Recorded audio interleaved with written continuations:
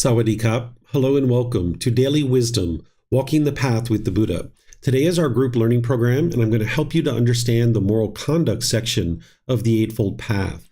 The Eightfold Path is the core central teaching of the Buddha that is going to guide you to the enlightened mental state. And here at the beginning of the group learning program, I'm using 3 classes to do a 3-part series where we can go deeply into each section so that you'll understand the path to enlightenment, at least as a beginning level, before you even start the entire program. So we're going to actually be doing several classes here to kind of help you get up and running with a really good understanding of the path to enlightenment before we actually start chapter 1 of this book, Developing a Life Practice, The Path That Leads to Enlightenment. So I'd like to welcome all of you, whether you're joining for the first time or you're joining regularly.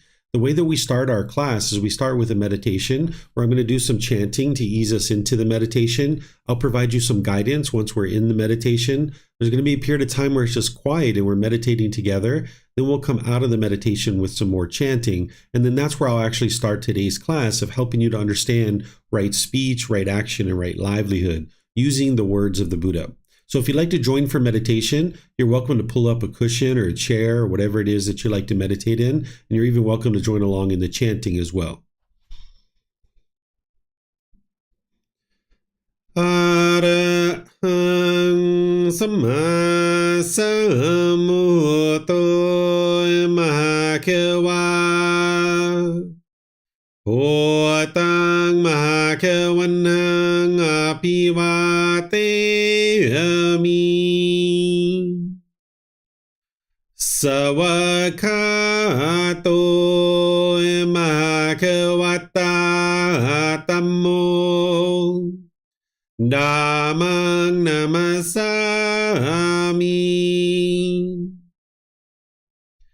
Supatipano Mahakavato Sawaka Sangho Sanghang Namami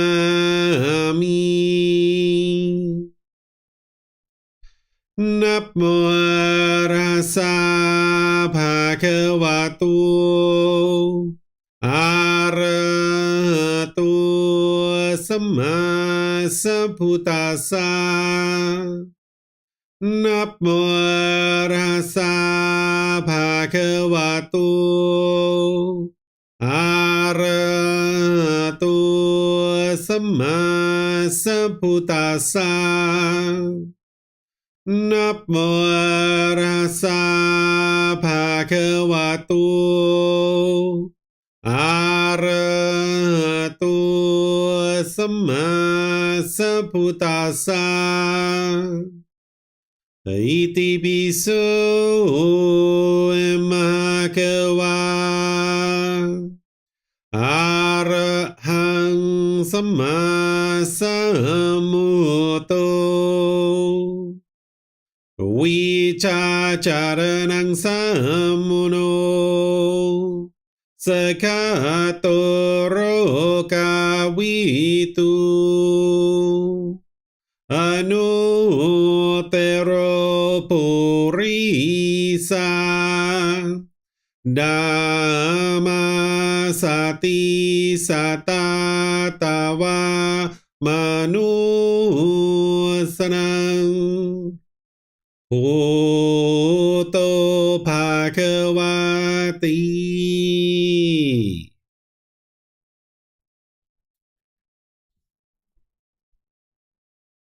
Okay, if you'd like to just sit comfortably with your hands and arms, closing your eyes, and starting to breathe in through the nose and out through the nose.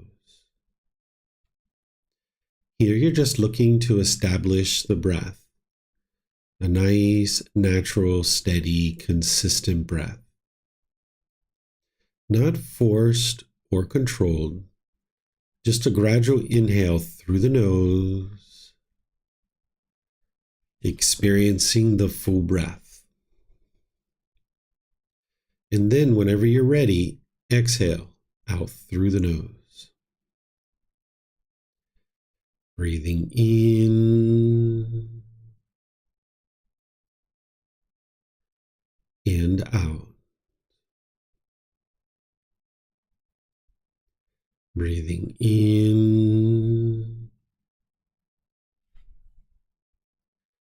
and out.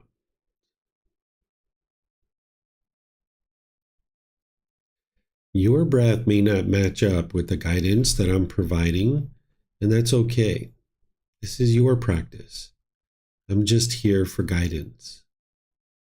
You can use this voice as a reminder that whenever you get to the next inhale, breathing gradually through the nose, developing a nice, natural, steady, consistent breath. And then whenever you're ready, exhale out through the nose, experiencing the full breath. Breathing in and out. Breathing in and out.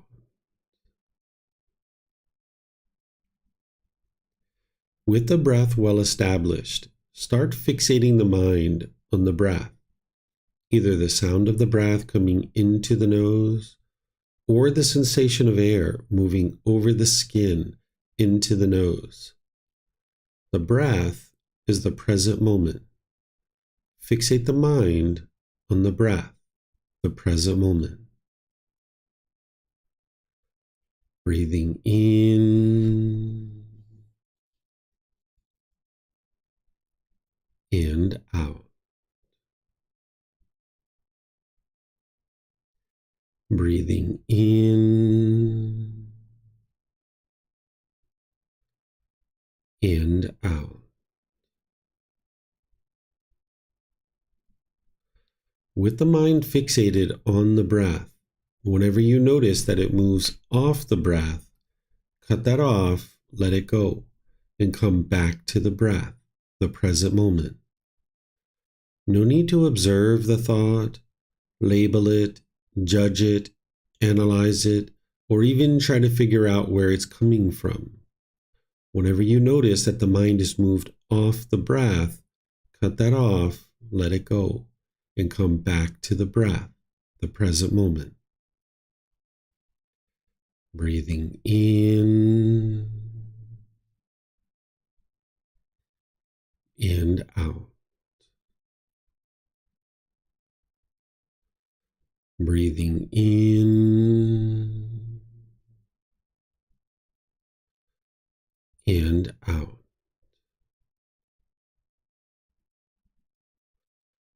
I'm going to be quiet now and let you do this work of focusing on the breath, cutting off and letting go anytime the mind moves off the breath. You have nowhere to go. There's nothing to do. No one needs you right now. This is your time to focus on the breath. Breathing in and out.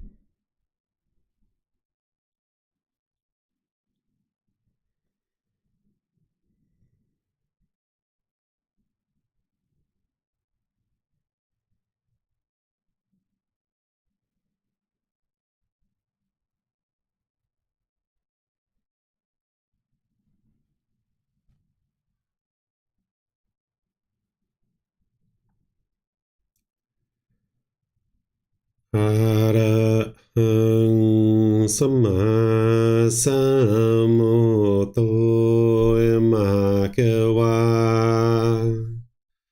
โอตังมหาเกวันนังอภิวาเตมิสวากขาโตมหาเกวัตตาธัมโมDhammang namasami Supatipano bhagavato Sāvaka Saṅkho Saṅghang namamiนะโมตัสสะภะคะวะโตอะระหะโตสัมมาสัมพุทธัสสะนะโมตัสสะภะคะวะโตอะระหะโตสัมมาสัมพุทธัสสะ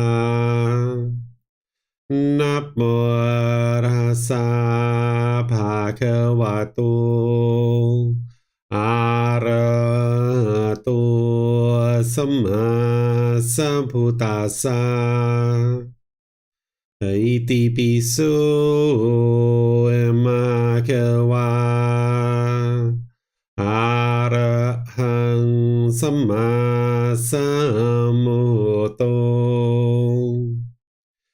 วิจาจารนังสัมมโนสกขาโตโรกาวิตุ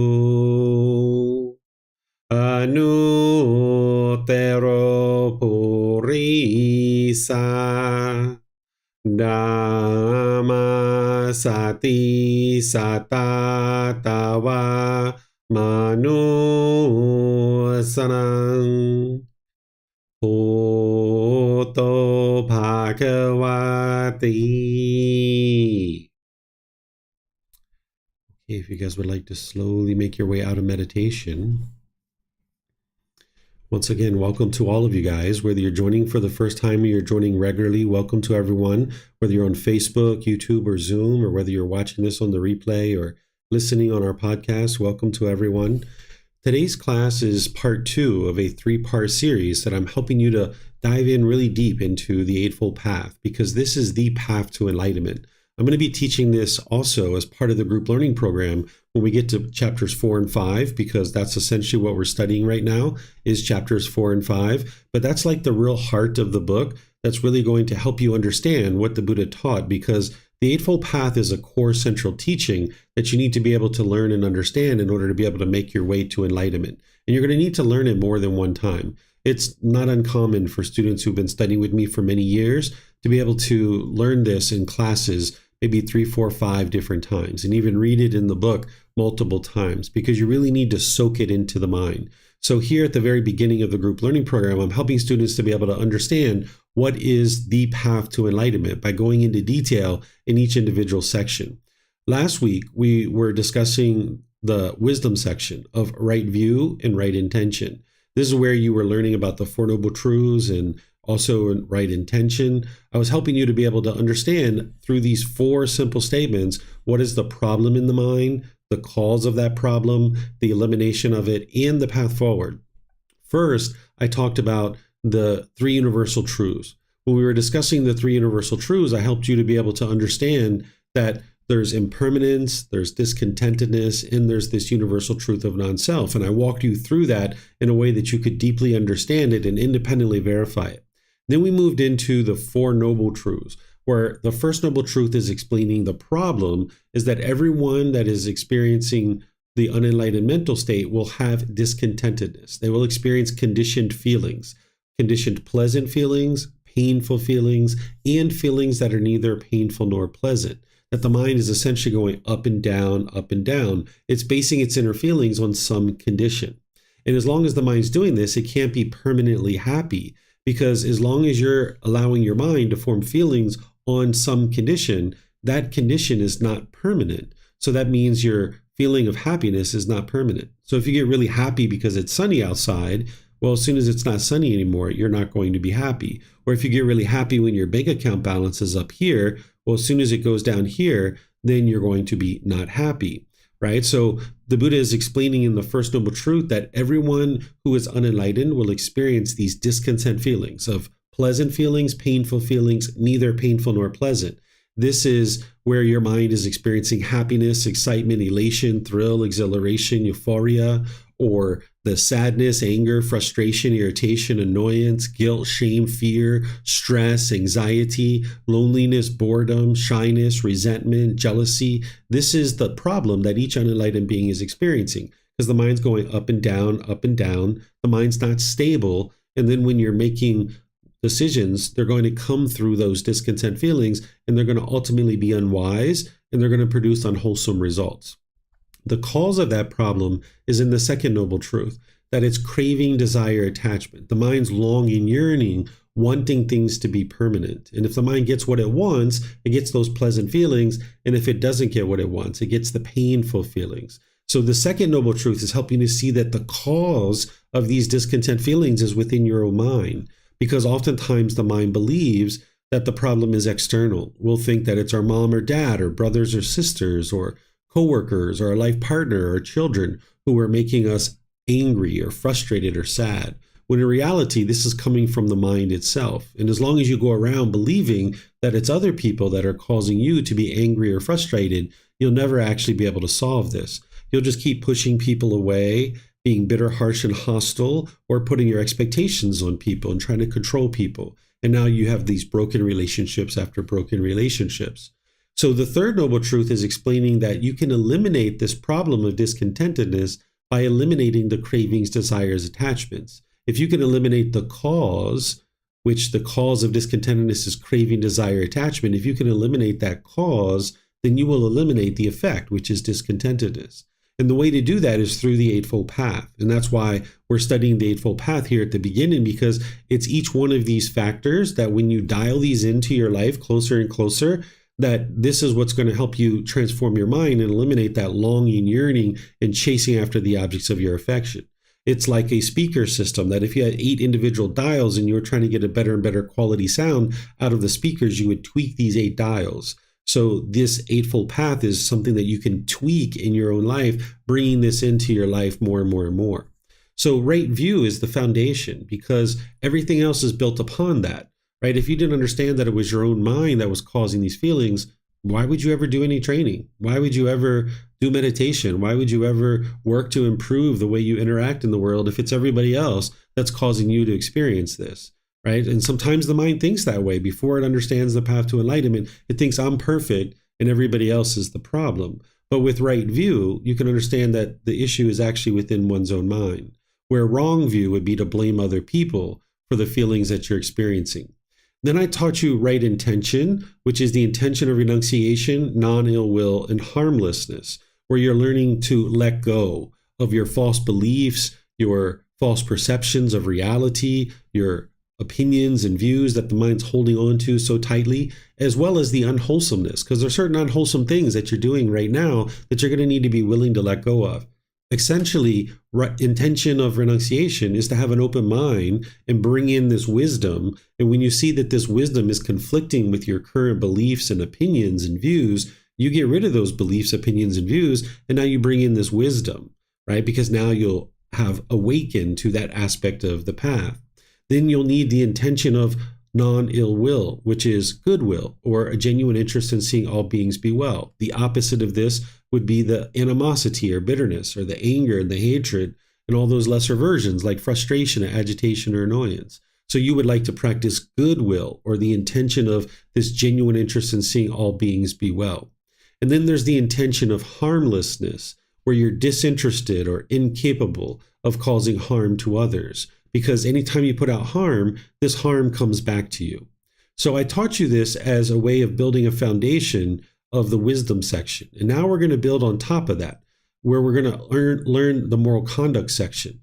whenever you're studying the moral conduct section, it's important to understand that the Buddha is teaching you this natural law of karma, of cause and effect. And the reason why it's important to understand this wise moral conduct is because oftentimes when we have wrong view and we think that our anger is being caused by other people, you might feel justified in your harsh and bitter speech towards others. You might think this person deserves it, right? But this is just damaging your relationships. So once you establish right view and right intention and you understand these teachings, you maybe haven't mastered them yet, but you're starting to understand them.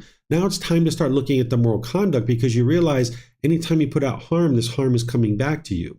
And it would be unwise to continue to be bitter and harsh and hostile in your relationships, because it's your own mind that's causing these feelings. It's not other people that are causing them. So the Buddha is helping you to understand in the Eightfold Path that when you get to understanding the moral conduct section, he's helping you to understand this natural law of karma, of cause and effect, or action and result. Now, some people refer to this as karma. This is the Sanskrit version of the word. The original teachings of the Buddha are in the Pali language. So in that particular language, it's referred to as karma. So I use this word karma.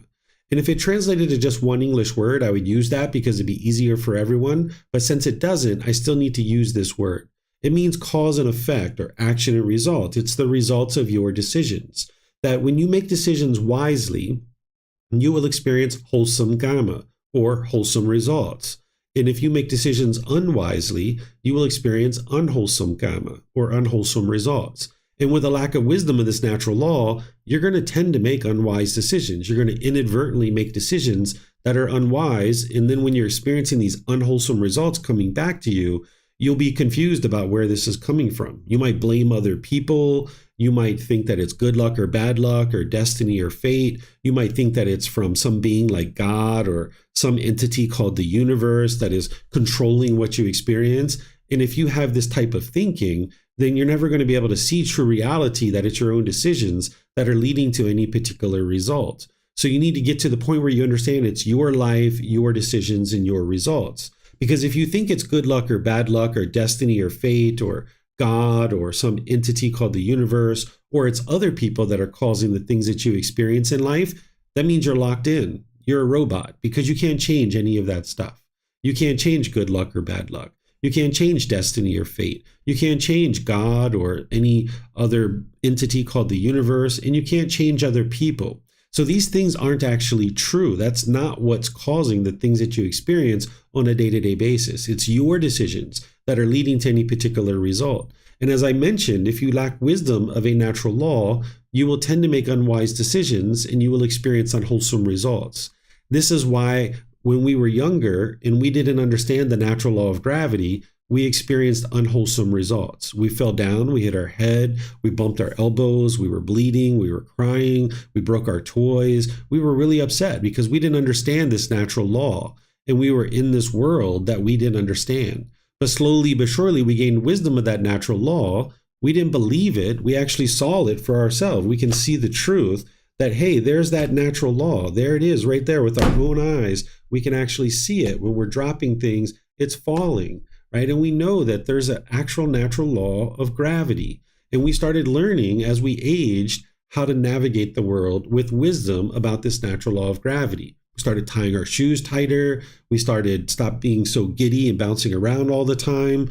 We started paying attention to the surface of the sidewalk when we were walking. And now we could say that we're fully awake to the natural law of gravity, and that's why we don't struggle and have difficulties anymore.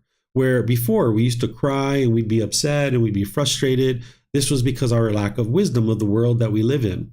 But there's other natural laws too that are affecting us. And if we don't understand them, we will tend to have difficulties in life, and we will make unwise decisions inadvertently, and it's going to produce unwholesome results. That anger and frustration and all those other discontent feelings like stress and anxiety, this is just because the mind doesn't understand the world that it lives in. That's an indication for you that your mind is not fully awake because you're still experiencing those feelings. So what the Buddha is teaching you all throughout his teachings is to awaken to this natural law of karma, of cause and effect, or action and result, the results of your decisions. And when we get to chapter 9, we're going to go in and talk about this natural law in detail. I'm going to explain to you the 4 types of karma. I'm going to explain to you how to extinguish all your unwholesome karma so that you can get to a point where you're more awake about this natural law. And then slowly but surely, you can awake to it more and more. But part of awakening to this natural law is to understand wise decision-making around your moral conduct. So when you see the Buddha teaching moral conduct, it's not rules or commandments. He's not trying to convince you to do anything or force you to do anything.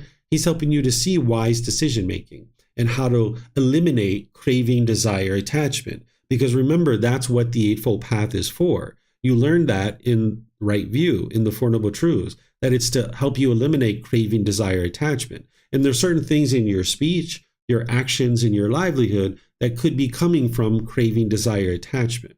So I'm going to help you learn this with the words of the Buddha. And for those of you guys that are on Zoom, are you guys able to see this text here? Ted, are you able to see this text that I'm sharing a little bit? Okay, because I can switch over and I can share it in a different way. Let me switch over. In 1 second for all of you guys that are other places. I'm going to just switch over for the folks on Zoom. Okay, so now you should be able to see it better. Is that true? Yeah? Okay, perfect. All right, so I'll start using this way for you guys here so you guys can see that. Okay, so these are the words of the Buddha around right speech. And here, what he's saying to his students, he's saying, in what, monks, is right speech?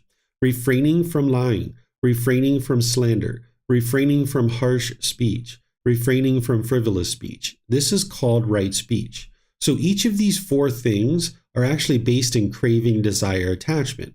When you're lying, or when we've lied in the past, because we all lied growing up as children, we didn't have the wisdom to understand what lying was and why it was so unwise. So we did it, right? We maybe did a lot of lying.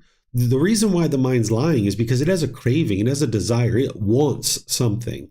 And if we tell the truth, we're not going to get what we want potentially. So therefore, we lie in order to try to get what we want, right? But then the problem with lying is that people discover our lies. And they figure out that we're not dependable, we're not reliable, we're not trustworthy. And now in our personal, professional lives, our relationships really struggle and they're strained. And then if you do a lot of lying, you might have noticed that you had to keep your lies straight and your mind was kind of obsessively figuring out what you said to one person versus another versus another. And it's very hard to keep all that straight.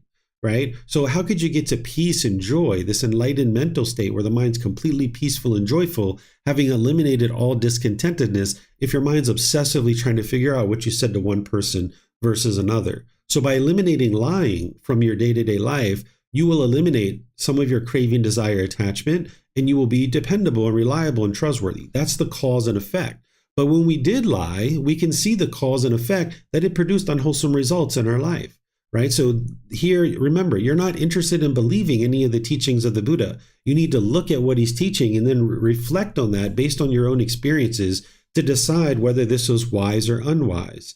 And remember, when we get to the question period, you guys can ask me any questions about any of these that you like. So the first one here, he's talking about eliminating lying and how that would be wise because of the natural law of karma. Then he's teaching you to refrain from slander or gossip. This is where you're damaging somebody else's reputation through the way that you speak with others. You might be damaging a person or a company or an organization's reputation. And if you cause damage to somebody, if you cause harm to their reputation, there's harm that's going to come back to you because of that.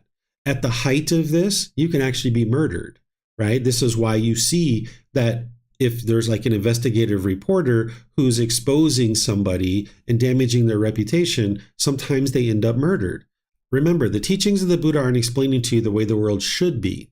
He's explaining to you the way the world is. And if you go out into the world slandering and gossiping people, you can get beat up, you can get murdered, you can damage your own reputation because it doesn't look well on you that you're actually slandering and gossiping people. At the very least, if you're gossiping and slandering with people, when your back's turned, those people are going to be gossiping and slandering about you. And once again, this is based in craving, desire, attachment. Because what the mind thinks is that I want to look good. I want to look good in front of others. And if I damage other people and I degrade them and diminish them, I will look better in front of other people. So the mind might go into, say, like a dark room and everybody's holding a candle, and the mind thinks that, oh, if I put out everybody else's candle, then my candle will shine brighter. But no, if we're in a dark room, we need lots of candles. Everybody's candle can shine bright. We don't need to put out everybody's candle. Let's ensure everybody's candle is shining bright. But this is the illogical thinking, or the lack of wisdom that the unenlightened mind has. And the reason why it slanders and it's diminishing other people is it thinks that it's going to make you look better, when in reality, it's just the opposite.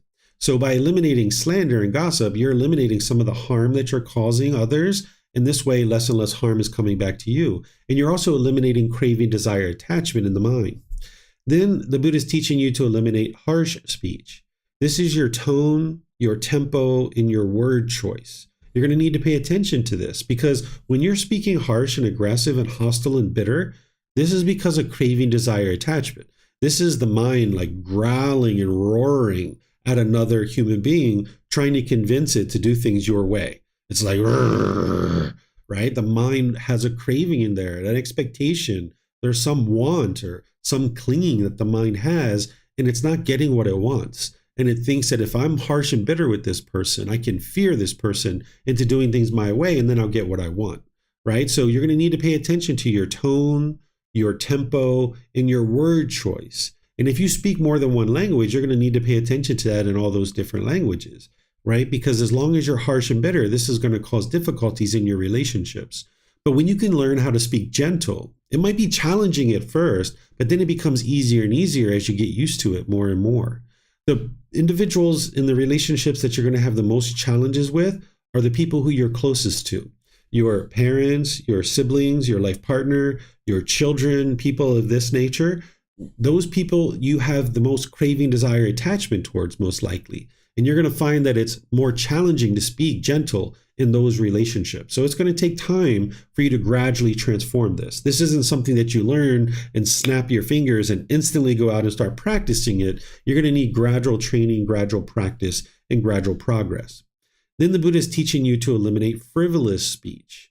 What frivolous speech is where there's an underlying craving to just speak, and it's just like yada, yada, yada, yada, yada, yada, a yada, yada, yada, yada, a yada, yada, yada. You're not really having a conversation. It's really like broadcasting, right? Someone might speak for 15, 20, 30 minutes, and there's like no ability for anybody else to speak, right? There's like no way to even get into the conversation because it's not a conversation. It's just like a broadcast, right? So if you were having frivolous speech, there's an underlying craving there.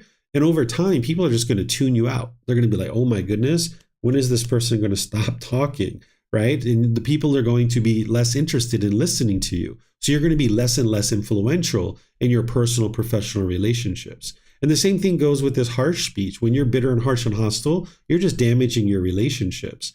So the Buddha is teaching you how to speak in a wise way that works to eliminate your cravings, desires, attachments, and promotes the best opportunity for you to have harmonious relationships.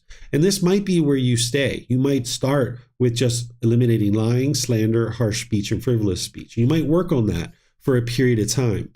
And as you're getting that more and more closely refined, you would like to then start looking at the 5 factors of well-spoken speech. This is a teaching that integrates into the Eightfold Path. This is a deeper level teaching around speech that is ultimately going to bring your speech up to the point where you can have harmonious relationships with everyone around you. Those people might not be harmonious with you, but you'll be completely harmonious with them, and you'll be able to speak in wise ways. So the Buddha teaches you to speak at the proper time. What you say is true, gentle, beneficial, and with a mind of loving kindness. So this is a deeper level teaching. Speaking at the proper time is to make sure that you're not interrupting people, right? Because you don't like it when people interrupt you. So if you went around interrupting a bunch of people, then you're going to have difficulties in your relationships. And there's an underlying craving there. The mind is longing, yearning, wanting to jump in and talk. It's trying to react to this situation rather than just listen to be able to understand what this person is saying. It's listening in order to respond or react in this situation. So the first aspect of speaking the proper time is making sure you're not interrupting. But the second part of this is to make sure that it's the proper time for your mind. If you're angry, if you're frustrated, if you're agitated or annoyed, this is the wrong time to be talking. It's not the proper time. And when you've done that, you've seen that it's produced unwholesome results for you. And then the third aspect of this is making sure that it's the proper time for the other person. If your mind is calm, but the other person is bitter and harsh and hostile, it's most likely not the proper time to be speaking. Because in this situation, the person's so bitter and harsh and hostile, no matter what you say, it's not getting in anyway. And it's better to just turn away from the situation. Or let's just say you got a notice in the mail that your rent is behind and you need to pay it in 3 days or you're going to get kicked out of your home. And maybe now your life partner or your roommate is coming home and they're coming home from work. It's not the proper time to just jump on them and start talking about it as soon as they walk in the door. You probably would like to wait, let them put their bags down, take off their shoes, get a drink, get some food or something like this, and then say, hey, is it a good time to talk to you about something important? And if they say no, it's not a good time at all, if you don't have a craving, you'll be completely fine with that. You'll say, okay, well, how about tomorrow morning? Can we talk about this tomorrow morning, right? You could easily work this out because you don't have a craving and a longing and a yearning to talk about it right now, right? So you need to be able to look at your own mind and make sure you don't have craving. And if they say, yes, it's a good time to talk, now you can talk politely and respectfully about whatever it is you need to just talk about.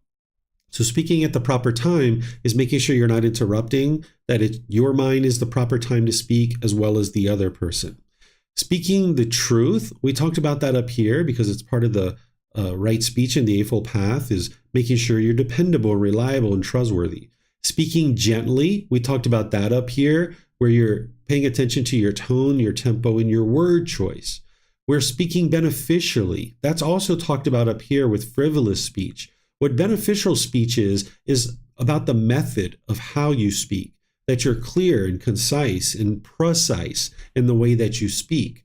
Whereas if you were just rambling chit-chat and you weren't really clear and concise in your speech, more and more people would be disinterested in speaking with you. So it's not about the topic necessarily that you're talking about. It's not like there's an approved topics to speak about somewhere. It's more about the method of how you communicate. And then what you would like to do is wrap all of this in a mind of loving kindness, right? The opposite of that would be inner hate. And if you speak with inner hate, it's going to come out in your words and the way that you interact, and now it's not going to produce beneficial results. So you would like to learn how to speak this way more and more and more, gradually bringing your practice up to this level, where you speak at the proper time, what you say is true, gentle, beneficial, and with a mind of loving kindness. What we're talking about here is speaking with what's called barami. This is a Thai word here in Thailand. There's certain people in the community that have barami. What barami means is the one who people listen to. In each village, there's kind of some village elders that people know, like these people are really successful. And if you have an issue that you need to talk about and get help with, you can talk to them because they have barami, right? They're not successful necessarily monetarily, right? That's not what we're measuring success by. The way that someone knows whether you're successful or not is if you have very successful relationships. You have harmonious relationships. Anybody can go out and make a bunch of money if they put enough thought to it, right? But not everybody can have harmonious relationships. You have to have deep wisdom to be able to have harmonious relationships with all the people around you.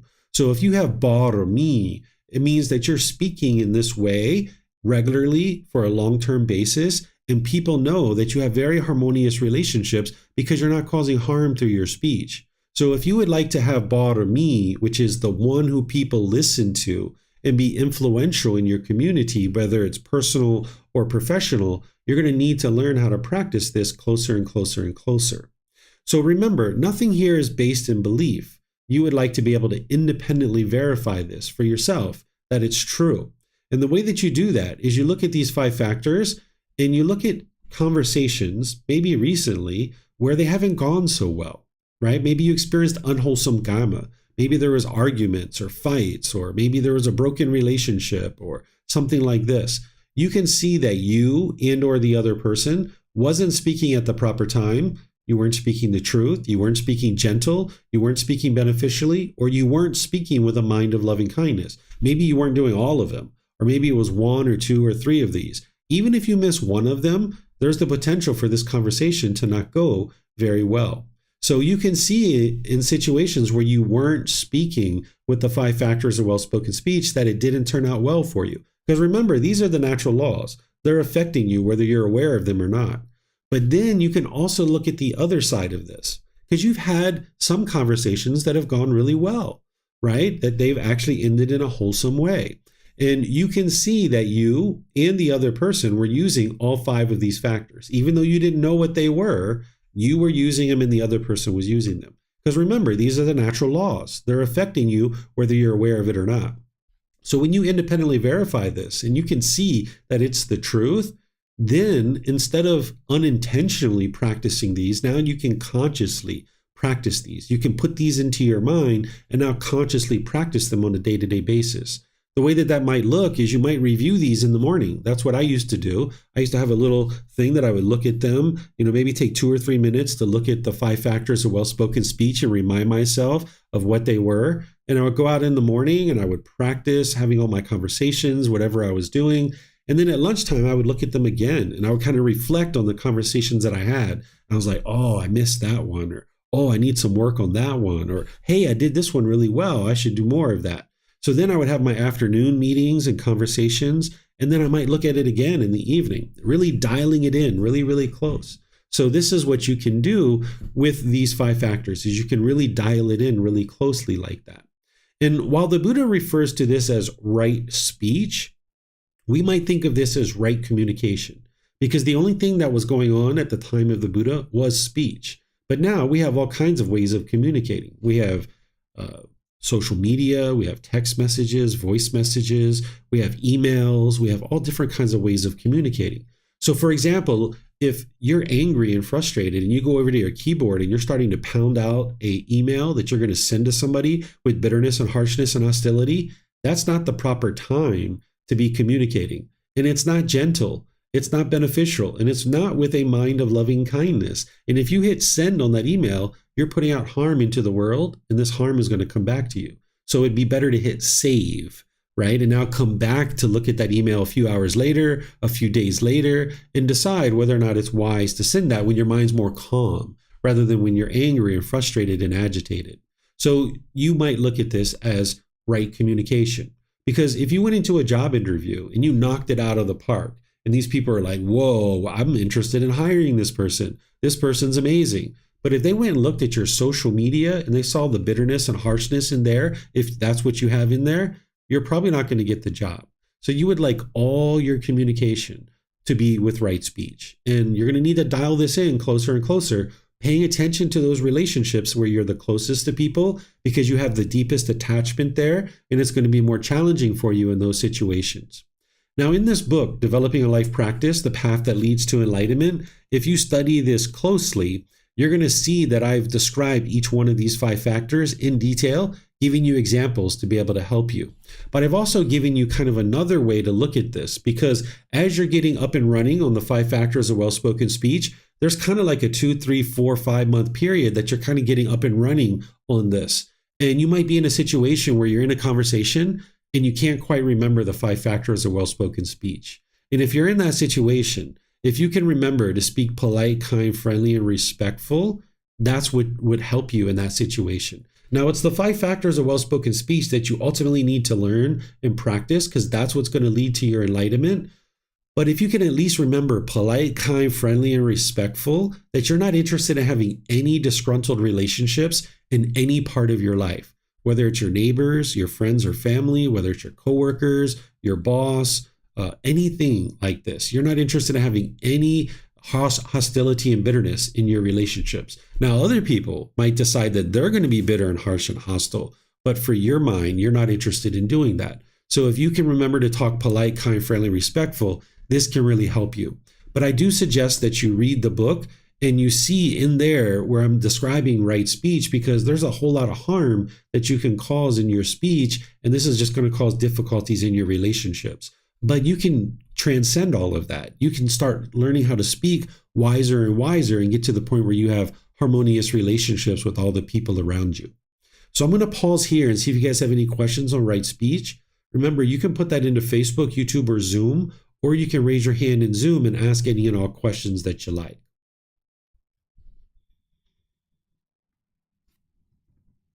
Okay, looks like Joe has a question. Go ahead, sir.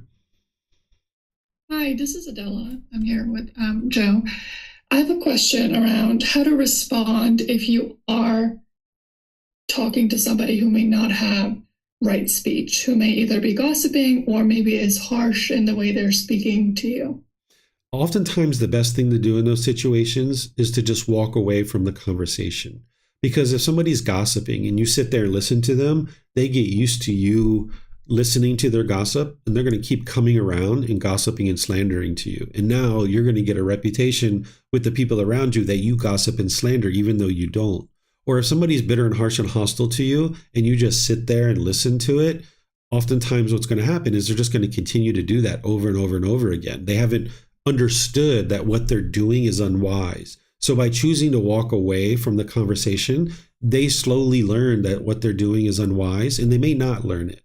But they're going to learn that, hey, if you would like to talk to Adele, then you're going to need to be calm and peaceful because Adele's not going to be here when you're being bitter and harsh and hostile and aggressive or slandering or gossiping.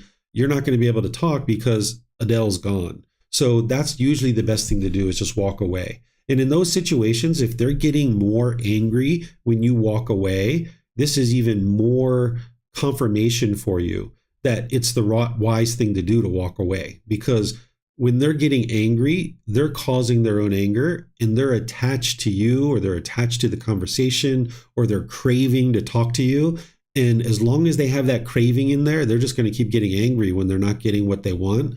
So when you choose to walk away, they might get more angry, but over time, they're going to have to eliminate that craving. And now they're going to start to learn to be more calm whenever they're around you and speak in wiser ways. And if they don't learn to speak that way, then that's their choice too. And you just choose to associate with people who are into wholesome things. But understand that the only people who are practicing right speech 100% perfect are people that are in like the first stage of enlightenment and people that are enlightened. So you are going to be around people occasionally that are speaking in unwise ways. So don't feel like you can't be friends with them or you have to shun people or anything like that. But it's just kind of protecting your own mind because at this stage of your development, if you're taking in harsh speech in your ears and you're hearing that, it can trigger one of your cravings. And now you can become angry and you can be bitter and harsh and hostile through your speech. So the Buddha teaches you to protect your mind by essentially walking away. This is the way to protect your doorways. He calls the eyes, the ears, the nose, the tongue, the body, and the mind itself. These are called the six sense bases. And you're taking in contact through these, and that can trigger one of your cravings. And the way that you early on can ensure that this doesn't happen is you can protect your mind by just walking away. This is guarding the doorways to discontentedness. Okay, thank you. Can I follow up on that really quick? Sure, you can ask whatever you like. Let's say it's frivolous speech. So it's somebody who kind of goes on and on and on without kind of a clear point and not making, not communicating, not conversing, but more just speaking for, 20, 30 minutes at a time. How do you, and it's somebody that's close, so you don't want to kind of hurt their feelings by maybe just walking. Do you just limit the communication with them? Do you just not speak with them as often? Do you mention something? How do you address that without hurting them in a way? Yeah, the first thing to understand is you can't hurt somebody else. If they're experiencing mental anguish or mental pain, it's coming from their own mind. So if you said, hey, I'm not interested in talking right now, I need to go. If they get angry from that, they're causing it themselves because they have a craving to talk to you. They're holding on to you. They don't want to let you go. So you can't cause someone else to have hurt feelings. But I understand what you're saying is how do you get away from this conversation, right? So a natural one that I tend to use is I tend to, if I'm noticing even in 5 minutes, this person is just talking frivolously without any real point to their conversation, I will excuse myself to the bathroom because it's very rare that someone's like, no, you can't go to the bathroom right now. You have to listen to me, right? So even if I go to the bathroom and just wash my hands, that's what I'll do. I'll stay in there for 5 minutes or so, let their mind kind of calm down a bit. And then when I come back to the table or wherever I'm at, I'll just ask a question, or I'll kind of change the subject to something completely different. So choosing to go to the bathroom is a great way to kind of interrupt the conversation and kind of move on so that their mind can kind of reboot a little bit. Okay, thank you. Mm-hmm. All right. I don't see any other questions anywhere. So I'm going to move on to right action. This is the fourth factor of the Eightfold Path. And here's the words of the Buddha on this. He says, "In what, monks, is right action? Refraining from taking life, refraining from taking what is not given, refraining from sexual misconduct. This is called right action." So here the Buddha is giving three very impactful bodily actions where you could cause harm. And if you did that, this harm is going to come back to you. He's not giving you an exhaustive list here because he wouldn't be able to list out every single thing that you would ever be able to do to cause harm with your body. But if you understand these three really big, impactful ones, then you can also understand the others. Because notice that he doesn't say, don't walk up to someone and punch them in the face. But if you understand right action, which is not to cause harm through your bodily actions, then you understand that it would be unwise to walk up to someone and punch them in the face. Because the cause and effect, the natural law of karma, is they're probably going to punch you back, or they might pull out a knife or a gun, or their friends or family might attack you, right? That's the natural law of karma, of cause and effect. And that's why you probably don't walk up to people and just punch them in the face, right? So right action is understanding to not cause bodily harm with your body towards other beings. But the Buddha is giving you three really big, impactful ones here. Notice that he doesn't say, don't get on an airplane and drag your suitcase through the aisle of the plane and run over people's feet and bump into their knees, right? Because airplanes didn't even exist 2,500 years ago. So he wouldn't have been able to give you that exhaustive list. But if you understand these three and why it's harmful and this harm can come back to you, then you can figure out all these others. Now, you're going to learn when we get to chapter 7 more details around these. Here, he's just kind of giving a very general statement, and it almost sounds like black and white, but it's really not. When you see the 5 precepts, he gives more illuminating language that plugs into this. So when he says refrain from taking life, he's not saying preserve all life at all cost. What you're going to see him share is to live compassionately for the welfare of all living beings. Because if someone's breaking into your house at 3 a.m. in the morning, I guarantee you they're not bringing you chocolate and flowers. And if you just stood there and let them stab you with a knife, that's not living compassionately for all living beings, who is this being right here. So if you needed to cause harm to this being in order to protect this being who you are, then this is fine, right? Because when that person's coming at you at 3 a.m. in the morning who's having broken into your house, I suggest you cause the least amount of harm as possible. But let's just say you had to take that person's life. You're not going to have any unwholesome karma as part of that, because this person was causing harm and now harm came to them. That was the natural law of karma. It was their choice and decision to break into your house. And because of that unwise decision that they made, now this harm is coming to them, right? So you're going to see a lot more detail around these when we get to the 5 precepts in chapter 7. But I would like to point out this one about refraining from sexual misconduct. Sometimes when people see that, they're like, well, what is sexual misconduct? Well, you're going to see it in the 5 precepts. The Buddha teaches things about like having sex with minors, raping people, having sex without consent, going outside of your existing relationships that you're committed to, or having sex with other people who are in committed relationships, because this is all causing harm. And this is why you can have difficulties and struggles in those kinds of situations. And it's important to point out that the Buddha never taught that same gender relationships are sexual misconduct, because 2,500 years ago, he understood that same gender relationships were occurring, because he kind of mentions it in his teachings, but he doesn't teach anything about it. He just kind of observes that it's happening, and he kind of makes his students aware of it. Because there's never been a time in human history where all women had sex with men and all men had sex with women. Because if that was the case, that would be permanence. And we understand the universal truth of impermanence, that some people like to have sex with the opposite gender, but some people like to have sex with the same gender. This is just impermanence. But if we crave permanence, this is where somebody might crave permanence, and now they're angry and hateful when they see someone who prefers a same gender relationship. But this is just impermanence. You can understand this through the natural laws that the Buddha taught. So the Buddha was wise enough 2,500 years ago that he understood same gender relationships aren't causing harm. Because if you have two loyal, loving, consenting adults that are choosing to have sex, they're not causing harm to anybody at all. But like I mentioned, there's people nowadays who have a craving for everybody to have sex with the opposite gender. And when they don't get what they want, their anger is arising. And where this comes from is it comes from the lack of wisdom or the misunderstanding about how the world truly functions. So if you're someone who prefers same gender relationships, or you know someone who does, it's completely normal. It's been happening since the beginning of time.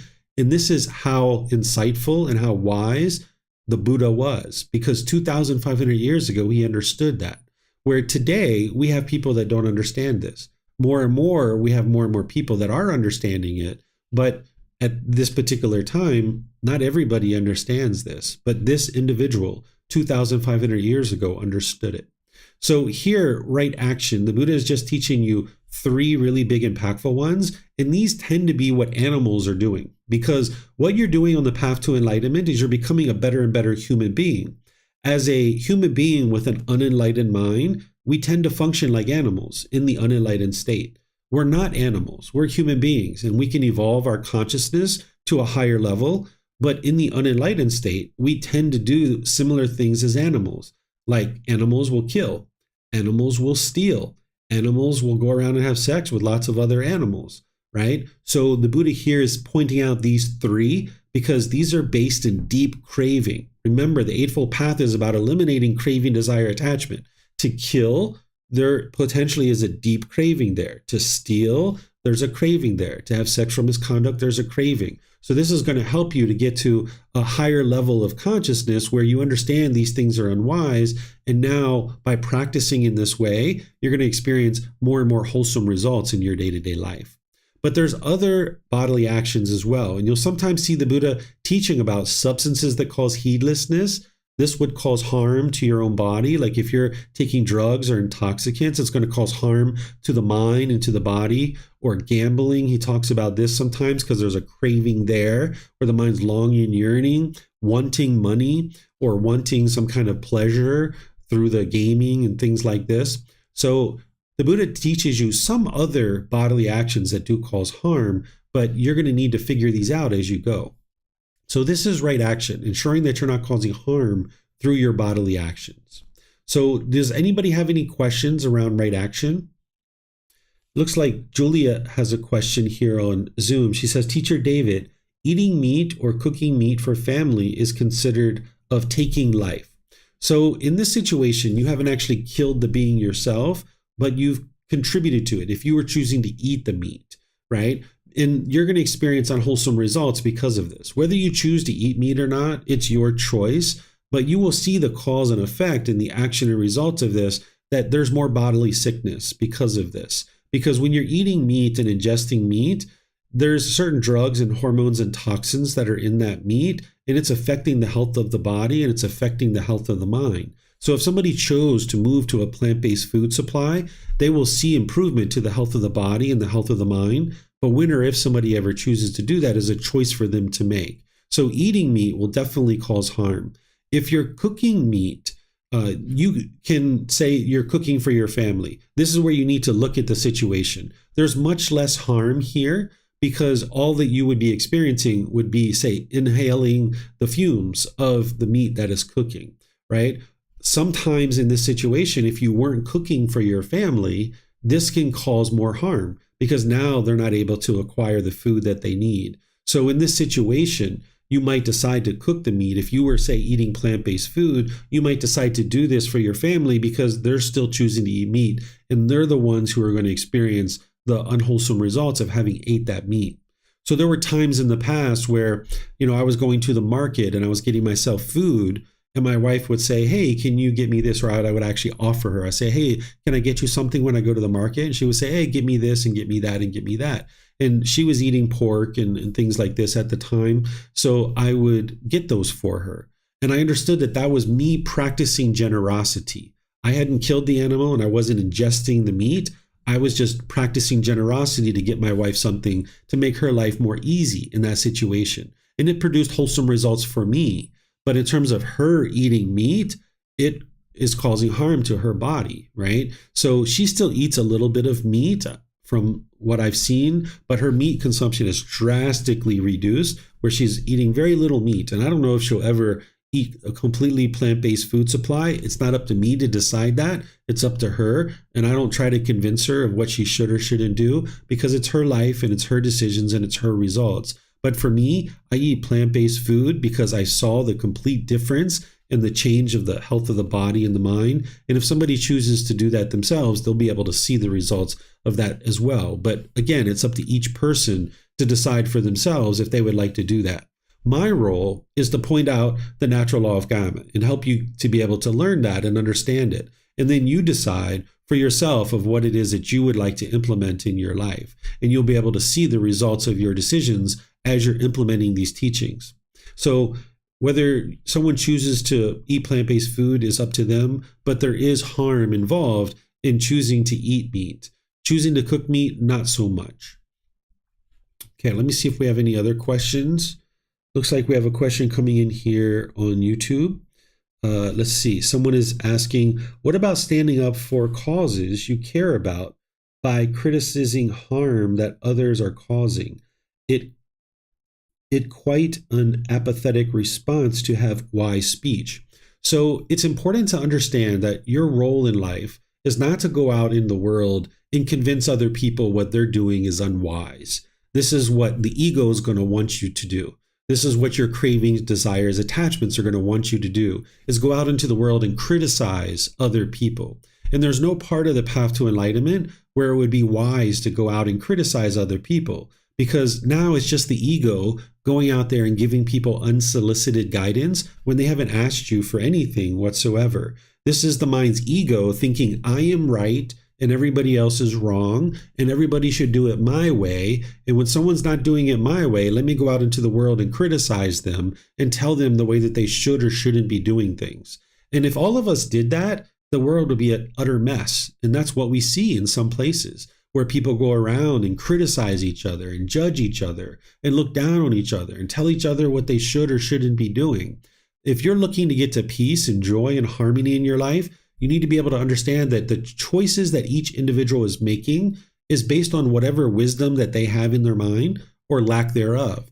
And when they're making decisions, they're going to experience the results and the consequences of that.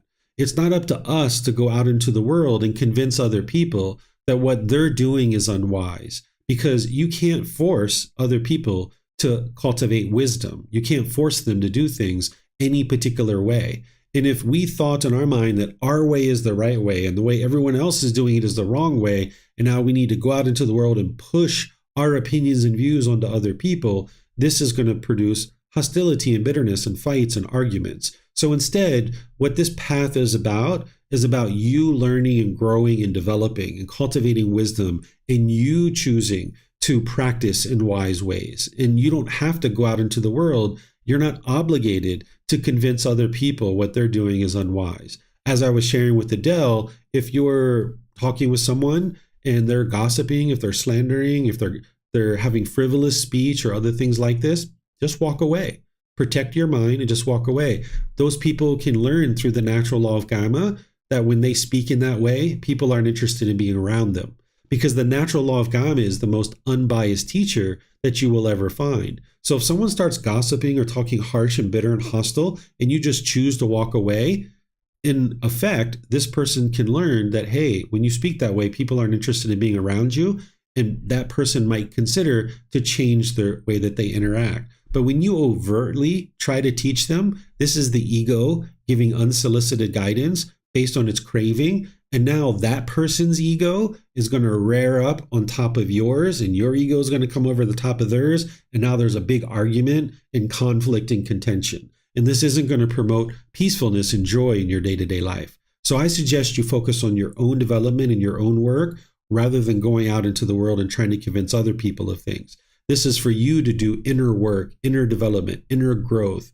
This is a self-help program, not to go out into the world and convince others what they should or shouldn't do. If they're interested in learning and gaining education, they can come and learn about right speech and all these other teachings themselves. And if they don't, then they will continue to have anger and sadness and frustration and all the other discontent feelings that come with it.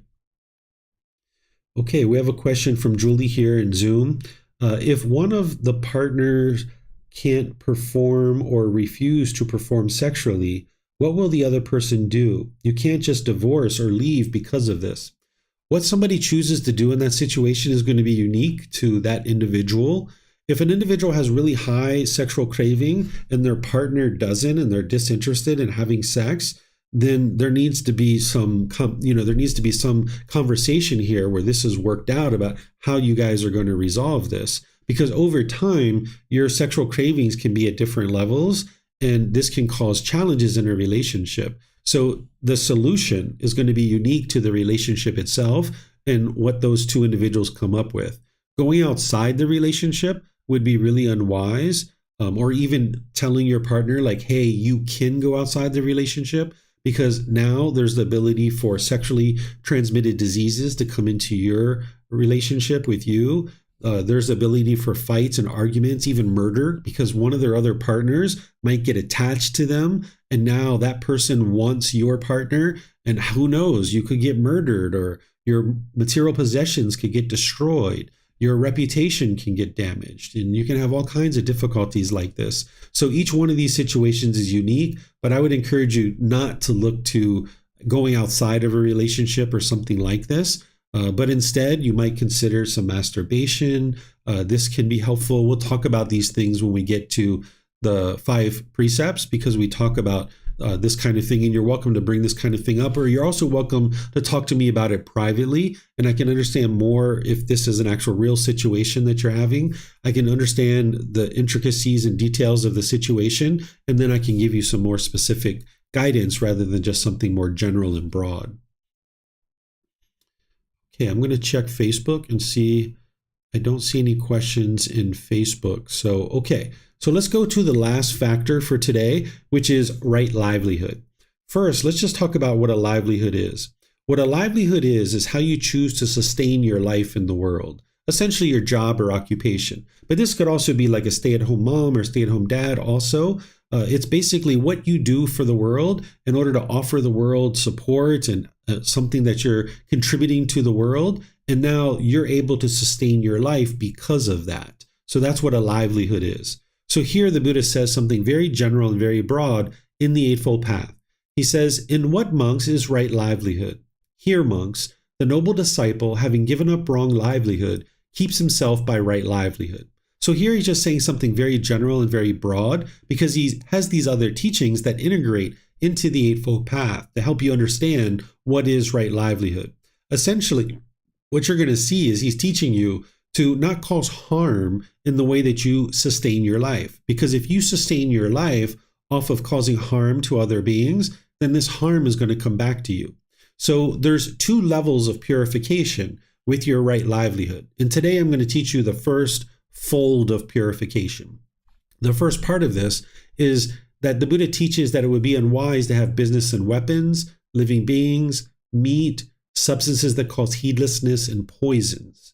If you have business in any of these 5 things, then you're sustaining your life off of causing harm to others. And now this harm can come back to you. But remember, you're not interested in believing any of these teachings. So you can take each one of these and you can reflect on them and see where they cause harm, and then harm will come back to you. So let's just take one of them. For example, the substances that cause heedlessness. I'll show you how to do this, and then you can do this with the other ones if you like. If I stood on the street corner and I sold crystal methamphetamine or heroin or cocaine into the community, I'm going to be causing harm to the community. These people are getting addicted to the substance. They're going out and robbing and stealing to bring me money. Maybe they're selling their body in order to bring me money. So now I'm causing harm in the community. And with me standing on the street corner selling these substances, I'm very likely to get beat up. I can get murdered. I can get robbed. I can get arrested. I can get addicted to my own substances. These are all harms that are coming to me as a result of my unwise decision to stand on the street corner and sell illicit drugs into the community. So this is a good example of that. But it's important to understand that the natural law of karma is functioning at a much higher level than the laws of society. Because in most places in the world, it's illegal to stand on the street corner and sell illicit drugs into the community. And you would be arrested for that if they find out and they can catch you. But this is the natural law of karma. This is a much higher law because human laws and the laws of society are imperfect. They're not going to be perfect because they're created and administered by human beings.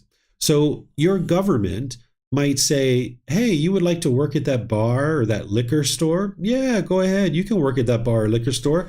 We're not going to arrest you, right? But if you understand the natural law of karma, you know that this is an unwise choice because that's where people come to rob. And oftentimes when they're stealing money and they're stealing the alcohol, people get beat up, they get murdered. They have all kinds of difficulties in this situation. So even though your government isn't going to arrest you, you might come to the conclusion that it's unwise to do this job or this livelihood where you're selling substances that cause heedlessness, or even say you're a housekeeper in a liquor store, right? You could easily get beat up or robbed or murdered in this kind of situation because you're contributing to this. So you would like to be sure that you're not doing these kinds of things because it's going to cause difficulties in your life. At the very least, you're going to be dealing with intoxicated clientele that are coming in and you're now having to deal with them. So how could you get to a peaceful and joyful mind and a peaceful and joyful life if you're regularly dealing with people who are intoxicated? So these are the 5 livelihoods that the Buddha is helping you to be able to see that these categorizations are causing harm to others, and now harm will come back to you. So this is an area that you're going to need to look at in your day-to-day life to determine whether or not your livelihood is one of those, because you can experience harm as a result. But then, as also part of the first fold of purification, the Buddha is teaching you how to perform your livelihood so that you can have nothing but success in your profession or whatever it is that you're choosing to do. He teaches you to eliminate scheming, flattering, hinting, belittling, and pursuing gain with gain. Because if you are doing any of these 5 things, it's going to cause harm, and now harm is going to come back to you in your day-to-day life as part of your livelihood. So for example, if I was a politician, like I was a mayor of a town, or I was someone who was a legislator and I was enacting laws and stuff like this and writing up laws, I'm not causing any harm by doing that.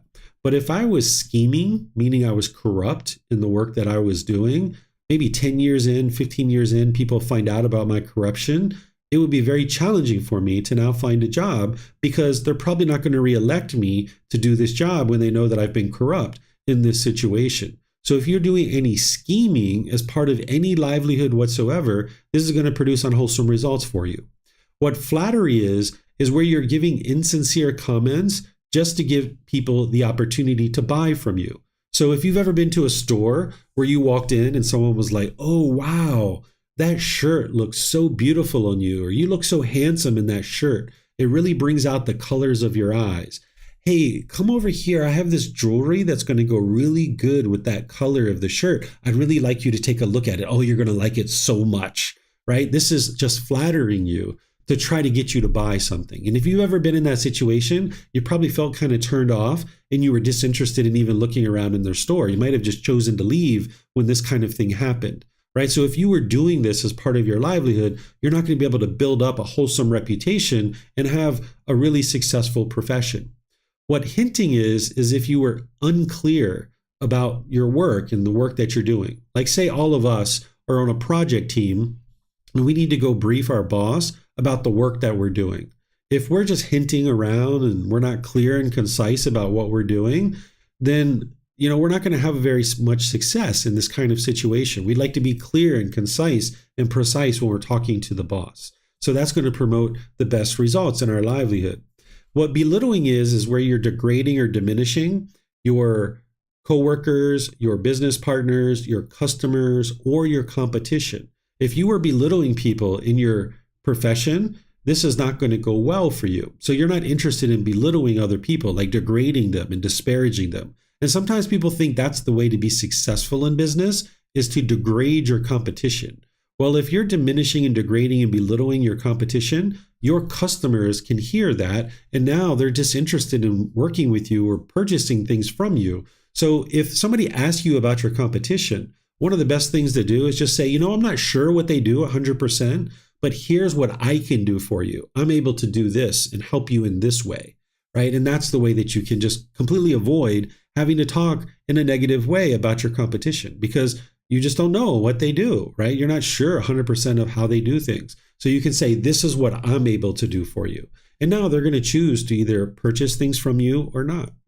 And then what pursuing gain with gain is, this is where you're just going somewhere for the money, that you could care less about the paycheck, you could care less about the work or the product or the service. All you care about is the paycheck, right? If that's the case, then this job is going to feel very mundane, and you're going to feel like you're working a dead-end job. Because maybe when you first get the job, you're really excited because you got this big fat paycheck, but then over time, that craving is going to wear off, and now you're in a livelihood.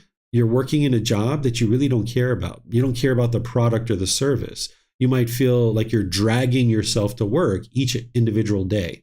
So what the Buddha is teaching you to do is how to have ambition, enthusiasm, and motivation in your livelihood, that you can actually enjoy the work that you're doing. So this is kind of a foreign concept to people, is actually enjoying your work. You can actually enjoy your work. Here in Thailand, people oftentimes are working in livelihoods that they really thoroughly enjoy.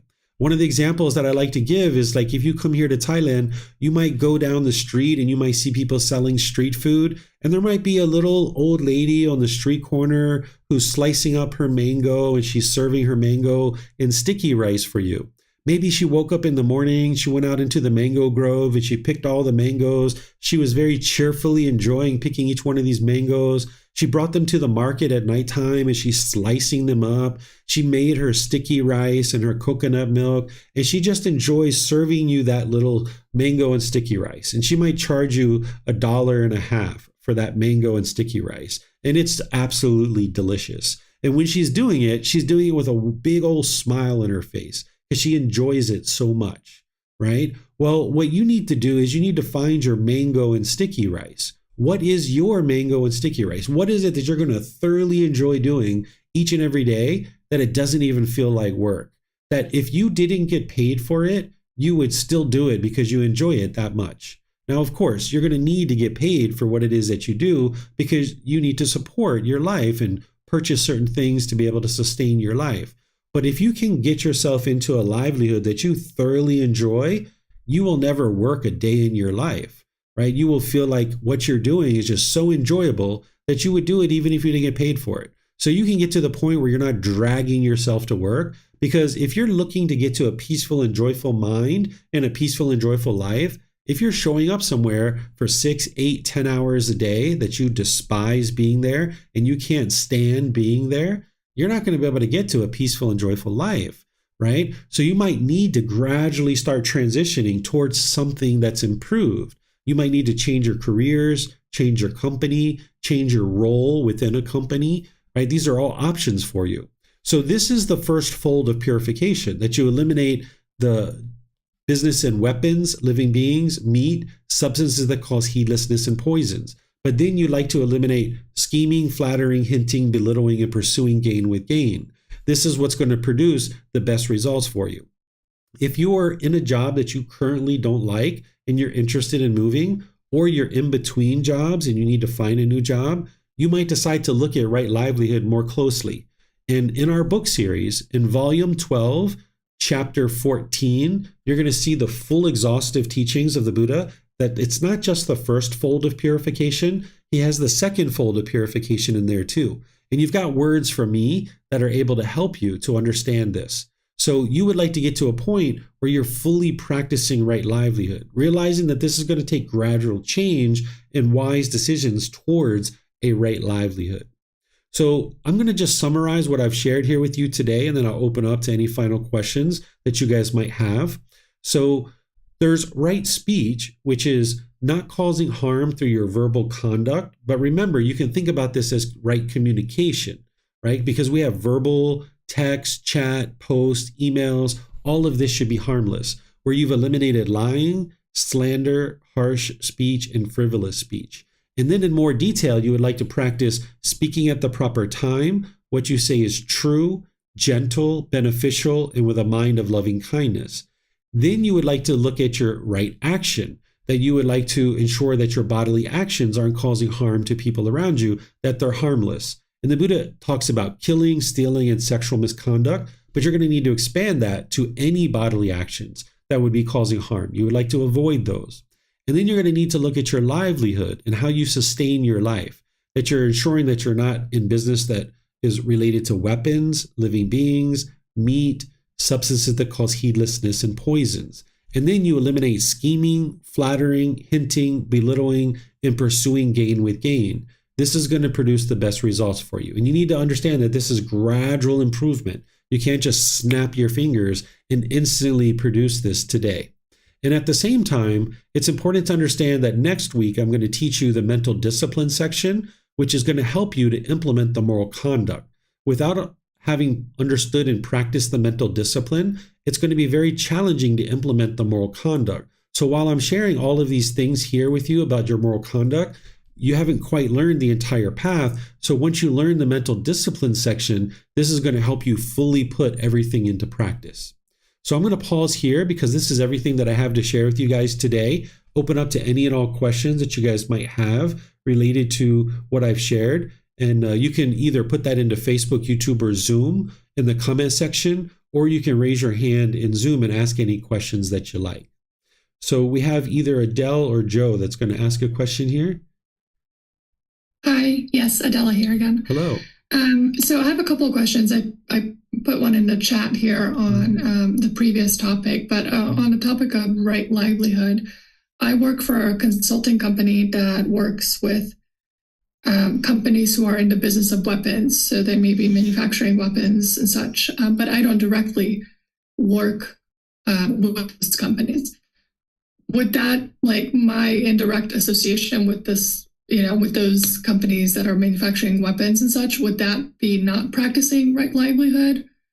If you're not directly involved in it, no, that it won't affect you. Where this affects you, like you can see this right now, like there's people who are into like building nuclear bombs and stuff like this. And then there's other countries who are assassinating those people because they're into building weapons, right? And you can see this in other situations too. There's been some very high profile cases, but there's also some lower types of cases that we don't really hear about. And that's what the Buddha is helping you to be able to see would be unwise to sell weapons or be involved in the production of weapons or anything like that. Okay, thank you. Okay, so I'll answer your other question here, Adela, as well. She says, what about peaceful protesting? Should it be refrained from because it's something the ego craves or not? So it is possible to peacefully protest. And I've actually just recently posted something in our Facebook group about this because this is a topic that people have been asking about recently because there's a lot of protesting going on in the world. What I shared in there is I explained that if an individual is going out to protest and we're damaging property, we're blocking streets and inhibiting people from moving around, we're doing these kinds of things, this is going to produce unwholesome results because now we're causing harm in the way that we're protesting. If we're just going out with picket signs and yelling and screaming and throwing rocks and damaging property, the real cause of what it is that we're protesting, it gets lost in all the damage because all the damage is what's being reported. And it looks like, oh my goodness, these people are so unwholesome. And the message that an individual is trying to communicate is actually really getting lost. But in order to be successful in protesting, there needs to be some amount of education or some amount of wisdom, because what the population of people are saying is we disagree with how these decisions are being made. And now we would like to make sure that our voices are heard. So people might take to the streets in order to protest this.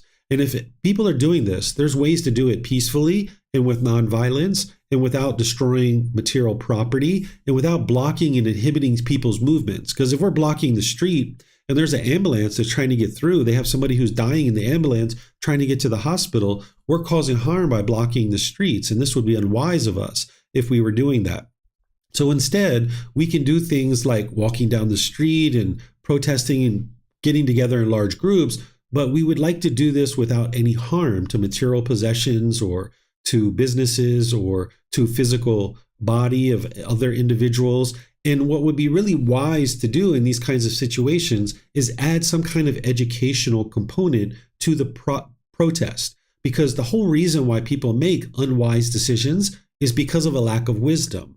And if we just go out and we destroy property, we're not actually helping people cultivate wisdom or being educated about a particular issue.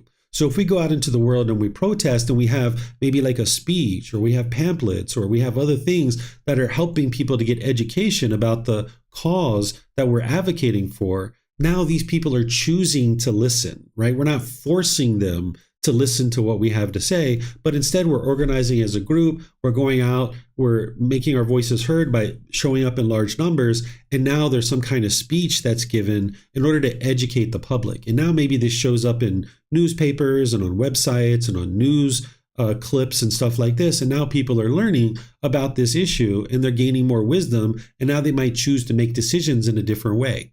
One of the people who I think that did this and was a great role model for this type of protesting is Martin Luther King Jr. When he went out into the world, he would organize nonviolent, peaceful protests where large groups of people would just walk down the street.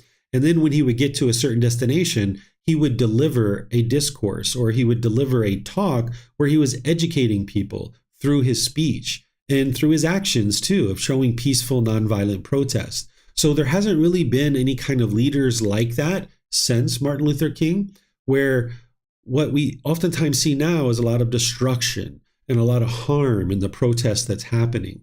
But if we're really interested in changing hearts and minds of people, we need to add some kind of educational component to the protest that an individual might be involved in.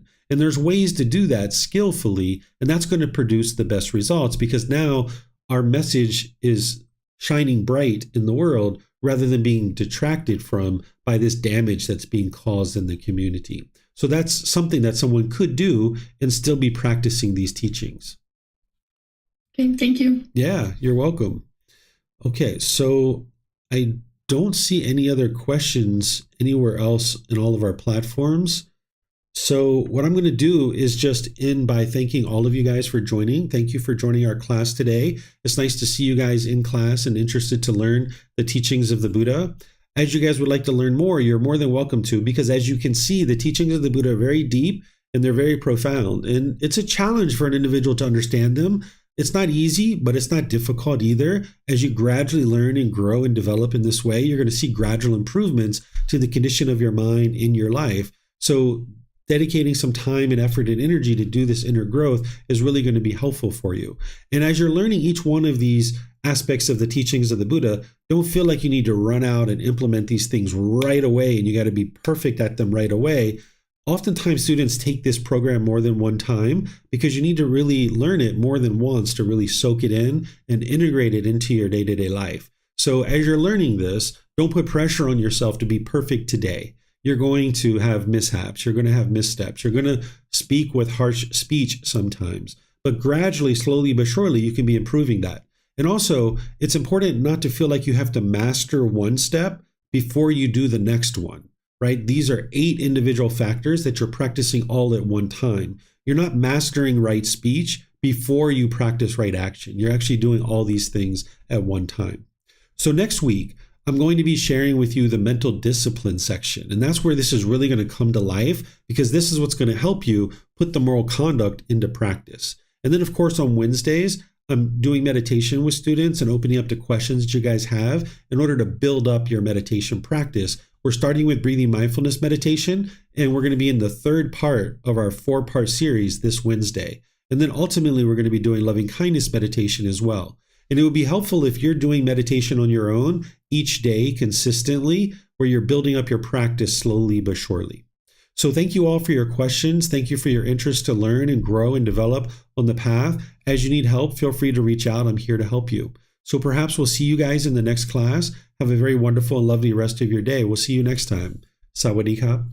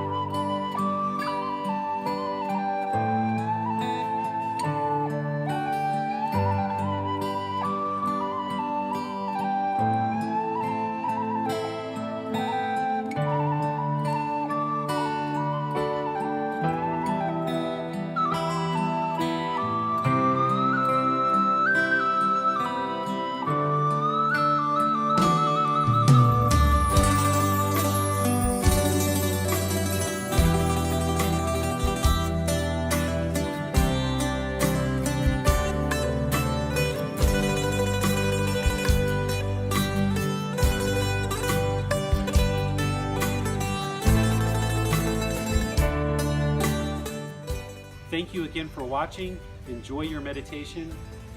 Look forward to seeing you online and answering any questions that you might have. Thank you so much.